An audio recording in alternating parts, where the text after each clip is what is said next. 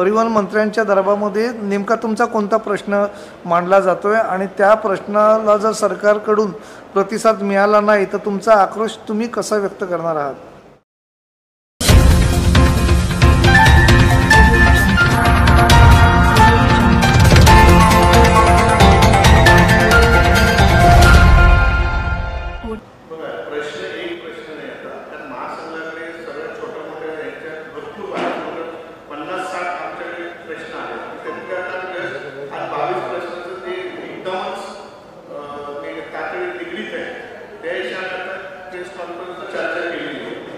त्याचे प्रश्न जे प्रश्न आहेत निगडीत तर ते किती सोडवतात त्याच्यावर बसून आम्ही आता निवेदन देणार आहे.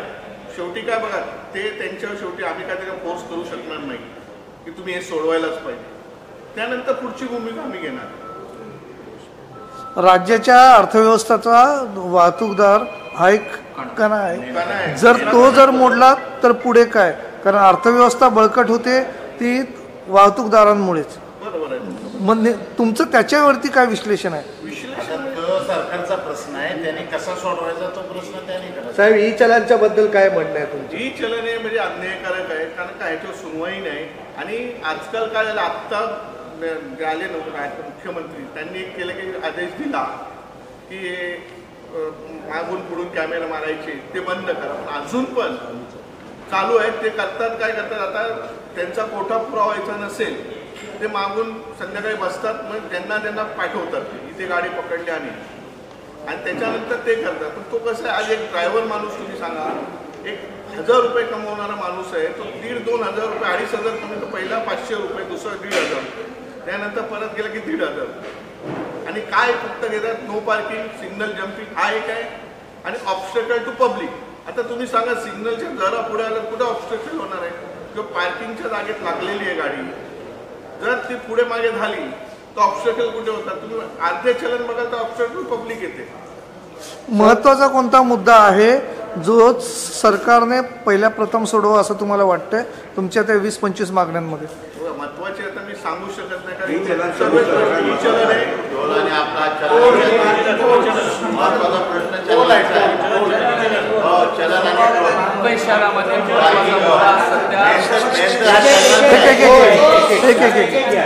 मुंबई शहरामध्ये सध्या महत्त्वाचा मुद्दा ई चलन आहेच मोठा. तर ई चलनचा 500 रुपये चलन एकदा पडलं की नंतर 1500 एका गाडीवर 25-25 50-50 हजाराची चलन आहेत. गाड्या रस्त्यावर उभे आहेत. आता हा वाहतूकदार कुठून भरणार? दुसरा मुद्दा पार्किंग. जर मुंबईमध्ये पार्किंगची व्यवस्था नसेल तर हा वाहतूकदार कुठे गाड्या उभ्या करणार? आज दयनीय आमची परिस्थिती आहे. आमच्या गाड्या नाक्यावर कुठे उभ्या असतात पण त्या नाक्यावर आम्हाला लिगली आम्ही त्यांच्याकडे नाका मागतोय तरी सुद्धा आम्हाला देत नाही की आम्ही देऊ शकत नाही म्हणतात. मग जर गव्हर्नमेंट जर हा वाहतूक व्यवसाय आहे ही जगातली भारतातली मोठी इंडस्ट्रीज आहे मग त्याची व्यवस्था करणं हे गव्हर्नमेंटचं कर्तव्य आहे की नाही? आणि ट्रक टेम्पो जे गाड्या आहेत मोठ्या गाड्या आहेत त्यांच्यासाठी ट्रक टर्मिनसचा पुढे पर्याय जागेचा बंदोबस्त का केला जात नाही त्याच्यासाठी आपण कशा प्रकारे पाठपुरावा करणार आहे जेणेकरून ह्या अडचणी कुठेतरी टळावतील? प्रत्येक संघटनेने पाठपुरावा केलेला आहे पण आम्हाला काय सांगितलं जातं की जशी रिक्षा स्टँड आहे तसे आम्ही म्हणतो की आम्हाला टेम्पो स्टँड द्या. जास्त मुंबई शहरामध्ये टेम्पो आहे टेम्पो व्यवसाय जास्त आहे तर ते का म्हणतात रिक्षाप्रमाणे आम्ही तुम्हाला रिक्षा टॅक्सी इसेन्शियल सर्व्हिसमध्ये त्यांनी कायदा केलेला आहे त्यामुळे त्यांनी टॅक्सी आम्ही तोच मागतो की आमची पण इसेन्शियल सर्व्हिस करा. आणि धान्य दूध सकाळी गाड्या येतात ते अजून कायदा तो म्हणजे करतच नाही. कारण इसेन्शियल सर्व्हिस डिक्लेअर केलं तर गव्हर्नमेंटला नियमाप्रमाणे सर्व द्यावं लागणार आहे. मुंबईची जागा पाहता वाहनांची संख्या आहे रस्ते आहेत मग त्याच्यामध्ये सरकारला शक्य आहे का तुमच्यासाठी अत्यावश्यक सेवा म्हणून वाहनतळ निर्माण करून देणं?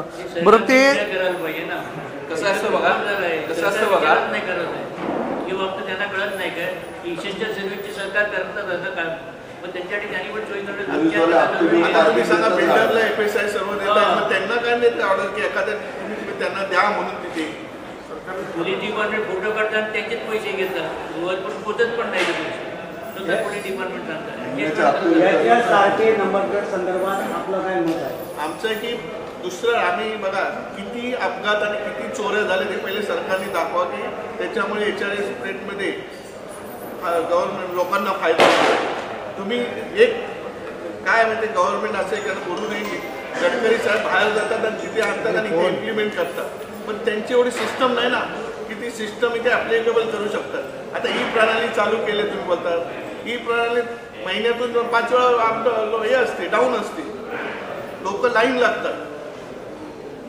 जर तुम्ही जर एवढं सक्षम आहे तर तेवढं करा ना. आणि ट्रान्सपोर्टर बिचारा गरीब आहे, त्याला लिहिता समजा आतापर्यंत 10वी झालं, आता वेल एज्युकेटेड येत आहे, त्यात आमच्या लाईनमध्ये येत नाही. आता काल गडकरी साहेबच बोलले 22 लाख ड्रायव्हर आता शॉर्टेज व्हायला लागले इंडियामध्ये पुरे. म्हणजे कुणाचं अपयश सांगा ना. सरकारचं आहे का आमचं आहे?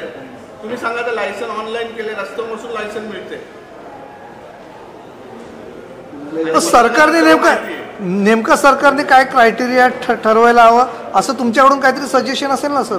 आमच्याकडे सजेशन आहे, ज्या तुम्ही सिस्टम हे करताय, आता तुम्ही नवीन व्हेकल करताय, सर्व करताय, त्याच्या पुढे हे केल्यानंतर की तुम्ही योग्य धरण करा की आता रोड केले, कुठे फक्त रोड चांगले केले आम्ही मानतो, तिथे सिस्टम काय. आज समुद्रीला मी जाऊन आलो, मुंबईवरून गेला, आता इगतपुरीच्या पुढे गेलो, शिर्डीपर्यंत गेलो, कुठेही सुविधा नाही.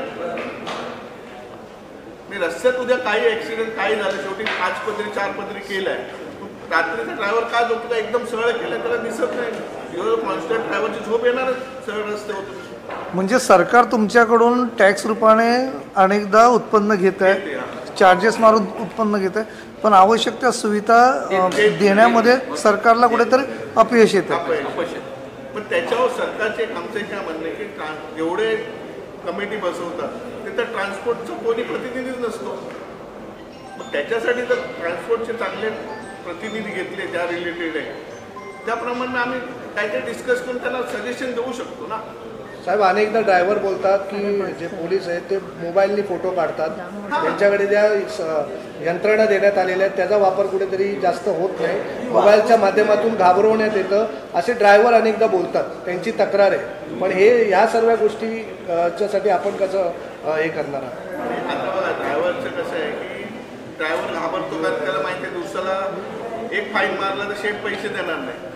शेट एक फाईनचं आमचं कसं ड्रायव्हरला आम्ही पैसे देणार नाही, तुम्ही गाडी सुरक्षित चालवा, सिग्नल जम्पिंग करून, पण शेवटी हे मागून फोटो मारतात तर आम्ही काय करू शकणार नाही, ड्रायव्हर पण काय करू शकत नाही. म्हणून ड्रायव्हर कमी झाले.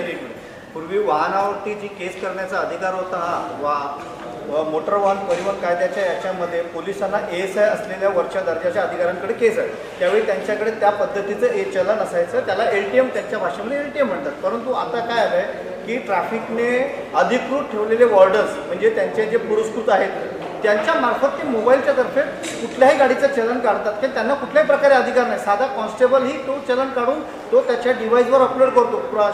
मुख्यमंत्र्यांनी व माननीय परिवहन मंत्री व गृहमंत्र्यांनी या सक्त सूचना दिल्या आहेत की कोणीही अशा प्रकारचे चलन करायचे नाही, परंतु याची पूर्तता न करता त्यांच्या आदेशाची पायमल्ली करतात. दुसरी गोष्ट तुम्हाला महत्त्वाचं सांगणं असं आहे की या महाराष्ट्र सरकारला जर पूर्ण देशाला जे एक आर्थिक पाठबळ देणारी जर संस्था असेल तर ही ट्रान्सपोर्ट इंडस्ट्रीज आहे. परंतु या ट्रान्सपोर्ट इंडस्ट्रीजकडे सरकारने इतकं दुर्लक्ष केलेलं आहे की फार दुर्लक्ष केलं आहे. कुठल्याही ट्रक ड्रायव्हर, कारण टोल्स आणि केसेस महसूल याच्या मार्फतच सरकार आमच्याकडनं मजबूत पैसा वसूल करते, परंतु आम्हाला त्याचे बेनिफिट्स मिळत नाही.